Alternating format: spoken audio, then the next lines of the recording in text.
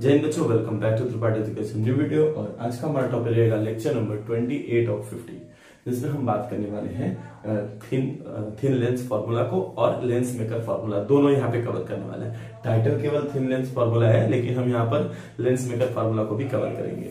ये दो ऐसे क्वेश्चन है जिसमें से 90% चांस ये होता है कि थिन लेंस फार्मूला और लेंस मेकर फार्मूला से एक क्वेश्चन एग्जाम में जरूर आ जाता है। ठीक है, तो इसको नेग्लेक्ट नहीं करेंगे। ठीक है, बहुत ज्यादा इंपॉर्टेंट टॉपिक है ये। तो चलिए इसको कवर करते हैं इसी वीडियो में। तो चलिए शुरू करते हैं बिना किसी देरी के। सबसे पहले अगर हम बात करें तो हम बात कर लेते हैं पहले थिन लेंस फार्मूला, या फिर हम बात करें पहले लेंस मेकर फार्मूले के बारे में ही। देखिए लेंस मेकर फार्मूला क्या कहता है, एक एक करके समझते हैं। ठीक है, पहले इसको इधर हटा देते हैं एंड अगेन एक सेकंड। ठीक है, इसी के बारे में पढ़ते हैं पहले। देखिए लेंस मेकर फार्मूला क्या कहता है, जैसा कि हम जानते हैं कि लेंस जो है वो दो रिफ्रैक्टिंग सरफेस से मिलकर बना होता है।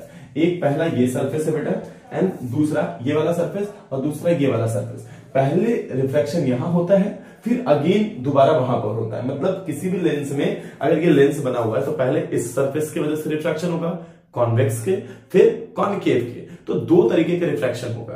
पहले वाले में रेयर से डेंसर जाता है एंड दूसरे वाले में डेंसर से रेयर जाता है। ठीक, तो अगर हम यहां पर देखें तो मान लीजिए हम कंसीडर करते हैं कि पहले वाले रिफ्रैक्शन की वजह से, हमने पिछले वाले वीडियो में refraction through the spherical mirror spherical surface से हमने ये सारे फॉर्मूले डिराइव कर चुके हैं। ठीक है, तो मान लीजिए अगर ये हमारे पास है एक लेंस जिसमें ये हमारा ऑब्जेक्ट है और यहां पर हमारा इसका इमेज मिलेगा आई।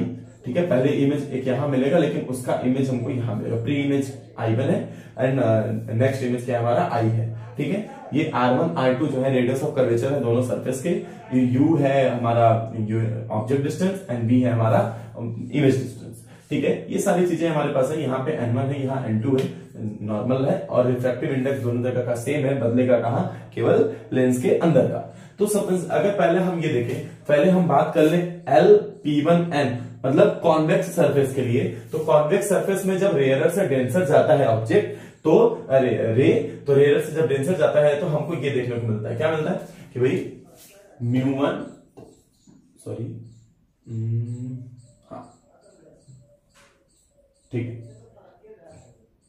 चलिए क्या देखने को मिलता है बेटा हमारे μ1 अपॉन में OC प्लस μ2 अपॉन में CI1 बराबर में कितना हो जाएगा, μ2 माइनस μ1 अपॉन में CC1।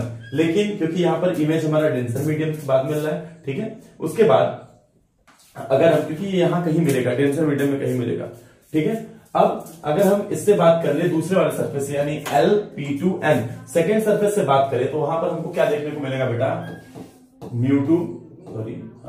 μ2 अपॉन में माइनस CI1 प्लस μ1 अपॉन में CI बराबर में μ1 माइनस μ2 माइनस में बेटा और क्या CC2। ठीक है, अगर हम इन दोनों को कंबाइन करने के लिए जोड़ दें, क्या कर दे बेटा, जोड़ दे, मतलब इस फर्स्ट इक्वेशन में इस सेकंड को अगर हम जोड़ देते हैं तो हम देखेंगे μ2 अपॉन C1 यहाँ प्लस है, यहाँ माइनस है, दोनों कट जाएगा। ठीक है, तो फिर मिलेगा क्या, फाइनल हमको मिलेगा क्या, यहाँ पे मिलेगा बेटा μ1 अपॉन में OC प्लस μ1 अपॉन में CI।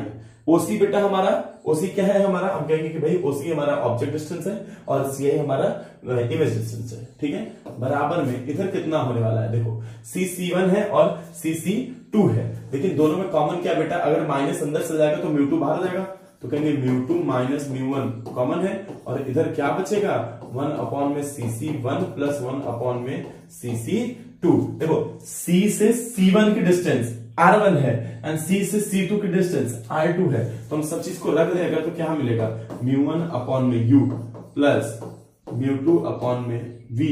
ठीक है, μ1 अपॉन में U और μ2 अपॉन में V, और U हमारा निगेटिव रहता है बेटा। ठीक है, सही सर, बराबर में μ2 माइनस में μ1 और अपॉन में कितना हो जाएगा बेटा, इधर हम कर लेंगे इसको, तो कितना हो जाएगा 1 अपॉन में R1 प्लस 1 अपॉन में क्या बेटा R2।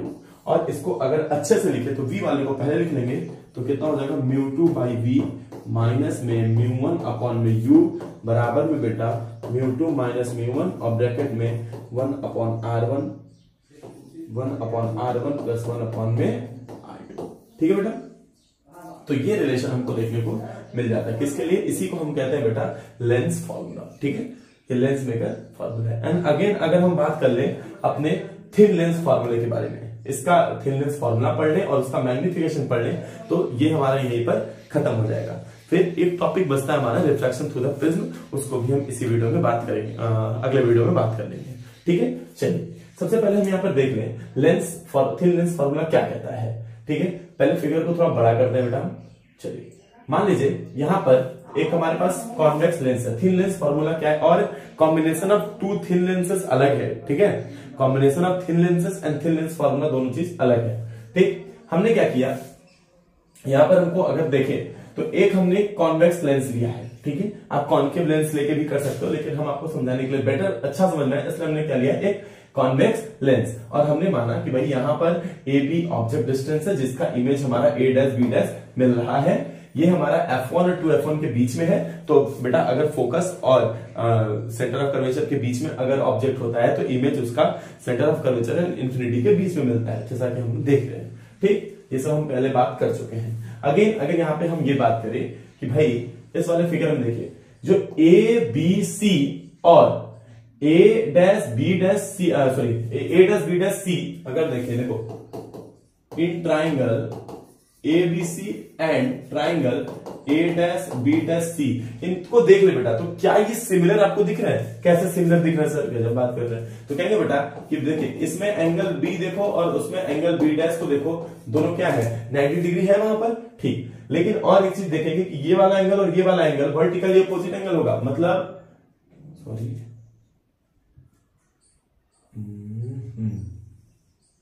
बहुत दूर चला जाता है कभी कभी यार।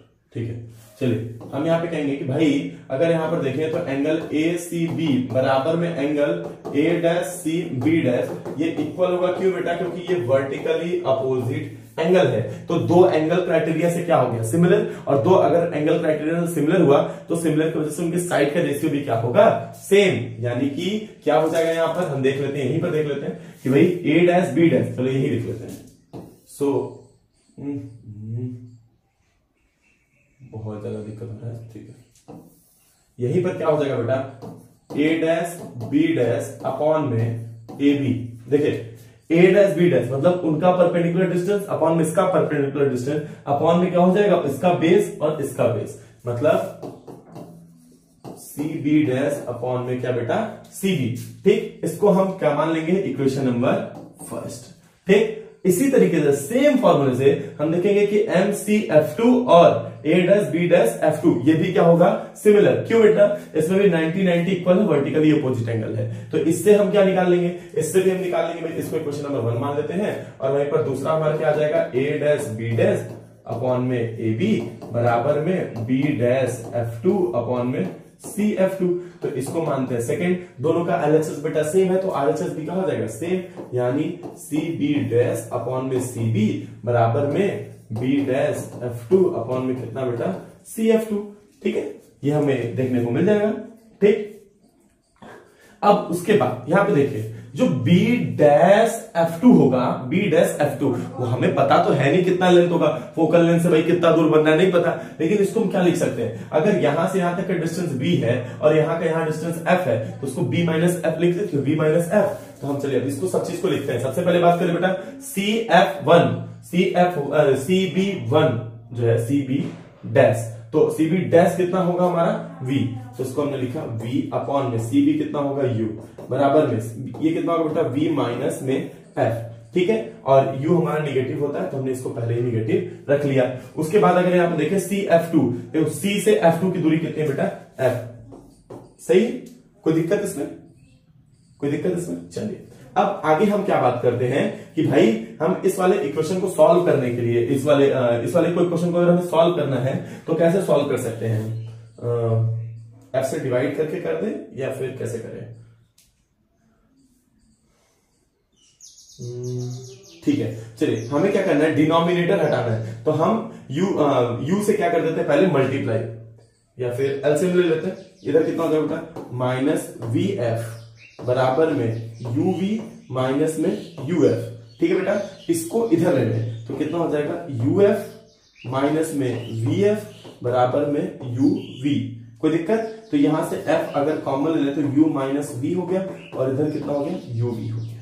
सही है बेटा, कोई दिक्कत इसमें? अब इसको क्या कर दे, रेसिप्रोकल, इसी को क्या कर देते हैं, रेसिप्रोकल। तो कितना हो जाएगा 1 अपॉन में f u माइनस v बराबर में कितना हो जाएगा 1 अपॉन में u इंटू v। इसको उधर भेज दे बेटा, तो 1 अपॉन f बराबर कितना हो जाएगा u माइनस v अपॉन में u इंटू v। तो कितना होगा बेटा 1 अपॉन f मतलब 1 by V minus 1 by u।